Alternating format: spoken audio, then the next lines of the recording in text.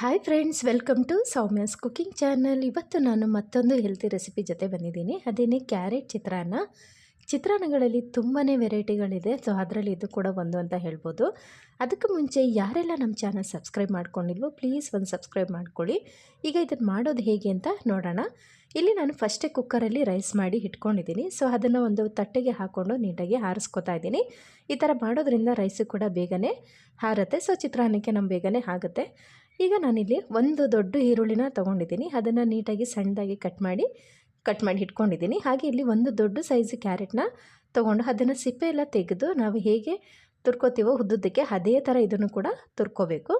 So ಇದು ಒಂದು carrot ಕೂಡ ನಾನು ತುರಿದು ಇಟ್ಕೊಂಡಿದ್ದೀನಿ. ಇಲ್ಲಿ ಕರಿಬೇವು ಹಾಗೆ ಹಸಿಮೆಣಸಿನ್ಕಾಯಿ ಮತ್ತು ಒಂದು ಲೆಮನ್ ಕೂಡ ನಾನು ಕಟ್ ಮಾಡಿ ಇಟ್ಕೊಂಡಿದ್ದೀನಿ. ಸೊ ಇದೆಲ್ಲ ರೆಡಿ ಆದ ನಂತರ ನಾನಿಲ್ಲಿ ಚಿತ್ರಾನ್ನಕ್ಕೆ ಗೊಜ್ಜನ್ನ ರೆಡಿ ಮಾಡ್ಕೋತೀನಿ. ಒಂದು ಪಾತ್ರೆ ಇಟ್ಕೊಂಡಿದ್ದೀನಿ. ಸೊ ಅದಕ್ಕೆ ಒಂದು 2 ಸ್ಪೂನಷ್ಟು ಕುಕ್ಕಿಂಗ್ ಆಯಿಲ್ ಸೇರಿಸ್ಕೊಂಡು ಅದಕ್ಕೆ ಒಂದು 2 ಸ್ಪೂನಷ್ಟು ಕಡಲೆಬೀಜ ಹಾಕ್ಕೊಂಡು ಚೆನ್ನಾಗಿ ಫ್ರೈ ಮಾಡಿ ಎತ್ತಿಟ್ಕೊತಾ ಇದ್ದೀನಿ. ಸೊ ಈಗ ನಾನಿಲ್ಲಿ 1 ಸ್ಪೂನಷ್ಟು ಕಡಲೆಬೇಳೆ, ಒಂದು ಅರ್ಧ ಸ್ಪೂನಷ್ಟು ಸಾಸಿವೆ, ಹಾಗೆ ಹಸಿಮೆಣಸಿನ್ಕಾಯಿ, ಕರಿಬೇವು ಮತ್ತು ಈರುಳ್ಳಿ ಇಷ್ಟನ್ನು ಹಾಕ್ಕೊಂಡು ಚೆನ್ನಾಗಿ ನಾನು ಲೋ ಫ್ಲೇಮಲ್ಲಿ ಫ್ರೈ ಮಾಡ್ಕೋತೀನಿ. ಎಲ್ಲ ನೀಟಾಗಿ ಫ್ರೈ ಆದ ನಂತರ ನಾನು ಕ್ಯಾರೆಟ್ನ ಸೇರಿಸ್ಕೊತಾ ಇದ್ದೀನಿ. ಇದನ್ನೆಲ್ಲ ನಾನು ಲೋ ಫ್ಲೇಮಲ್ಲೇ ಚೆನ್ನಾಗಿ ಫ್ರೈ ಮಾಡ್ಕೋತೀನಿ. ಆವಾಗ ನೀಟಾಗಿ ಹದವಾಗಿ ಪರ್ಫೆಕ್ಟಾಗಿ ಬೇಯುತ್ತೆ. ಸೊ ಈಗ ಕ್ಯಾರೆಟು ಕೂಡ ನಾನು ಸೇರಿಸ್ಕೊಂಡಿದ್ದೀನಿ. ಕ್ಯಾರೆಟು ಕೂಡ ಅಷ್ಟೇ ನೀಟಾಗಿ ಚೆನ್ನಾಗಿ ಫ್ರೈ ಮಾಡ್ಕೋಬೇಕು. ಕ್ಯಾರೆಟ್ ಹಾಕೋದ್ರಿಂದ ಚಿತ್ರಾನ್ನ ಕೂಡ ತುಂಬಾ ಚೆನ್ನಾಗಿ ಡಿಫ್ರೆಂಟ್ ಟೇಸ್ಟ್ ಆಗಿರುತ್ತೆ. ಸೊ ಇಲ್ಲಿ ರುಚಿಗೆ ಎಷ್ಟು ಬೇಕು ಅಷ್ಟು ಉಪ್ಪು ಕೂಡ ಸೇರಿಸ್ಕೊತಾ ಇದ್ದೀನಿ.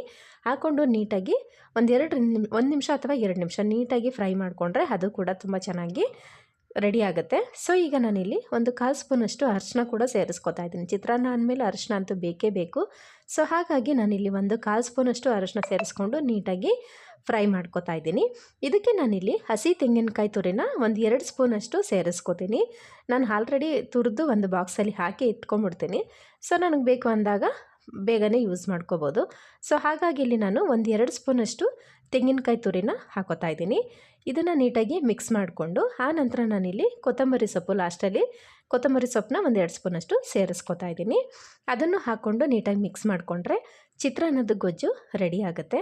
ಇದಕ್ಕೆ ನಾನು ಒಂದು ಲೆಮನ್ ಯೂಸ್ ಮಾಡ್ಕೋತಾ ಇದ್ದೀನಿ. ನೀವೇನು ಅನ್ಕೋಬೋದು, ಅಯ್ಯೋ ಏನಪ್ಪ ಇದು ಕ್ಯಾರೆಟ್ ಚಿತ್ರಾನ್ನಕ್ಕೆ ಲೆಮನ್ ಹಾಕೋತಾ ಇದ್ದಾರೆ ಚೆನ್ನಾಗಿರುತ್ತೆ ಅಂತ. ನಿಜವಾಗ್ಲೂ ಚೆನ್ನಾಗಿರುತ್ತೆ. ನೀವು ಒಂದು ಸಾರಿ ಟ್ರೈ ಮಾಡಿ, ತುಂಬಾ ರುಚಿ ಅಂತ ಅನಿಸುತ್ತೆ. ಹಾಗೆ ಕ್ಯಾರೆಟ್ ಕೂಡ ತುಂಬಾ ಆರೋಗ್ಯಕ್ಕೆ ಒಳ್ಳೆಯದು. ಸೊ ಹಾಗಾಗಿ ಈ ಥರ ಬಳಸೋದ್ರಿಂದ ಎಲ್ಲರೂ ಕೂಡ ಇಷ್ಟಪಟ್ಟು ತಿಂತಾರೆ. ಈಗ ನಾನು ನೀಟಾಗಿ ಎಲ್ಲ ಗೊಜ್ಜೆಲ್ಲ ರೆಡಿಯಾಗಿದೆ. ಸ್ಟವೆಲ್ಲ ಆಫ್ ಮಾಡಿದ್ದೀನಿ. ಈಗ ನಾನು ರೈಸ್ ಸೇರಿಸ್ಕೊಂಡು ಅದಕ್ಕೆ ಹುರಿದಿಟ್ಕೊಂಡಂತಹ ಕಡಲೆಬೀಜನ ಸೇರಿಸ್ಕೊಂಡು ನೀಟಾಗಿ ಮಿಕ್ಸ್ ಮಾಡಿಕೊಂಡು ಸರ್ವ್ ಮಾಡಿದ್ರೆ ಕ್ಯಾರೆಟ್ ಚಿತ್ರಾನ್ನ ರೆಡಿ ಆಗುತ್ತೆ. ತುಂಬಾ ರುಚಿ ಅಂತ ಅನಿಸುತ್ತೆ. ನೀವು ಒಂದು ಸಾರಿ ಟ್ರೈ ಮಾಡಿ ಹೇಗೆ ಬಂತು ಅಂತ ಕಮೆಂಟ್ ಸೆಕ್ಷನಲ್ಲಿ ಒಂದು ಕಮೆಂಟ್ ಹಾಕಿ. ಇವತ್ತಿನ ವ್ಲಾಗು ಕಂಪ್ಲೀಟ್ ಆಗಿದೆ ಫ್ರೆಂಡ್ಸ್. ಮತ್ತೆ ನೆಕ್ಸ್ಟ್ ವಿಡಿಯೋದಲ್ಲಿ ಸಿಗ್ತೀನಿ. Take care.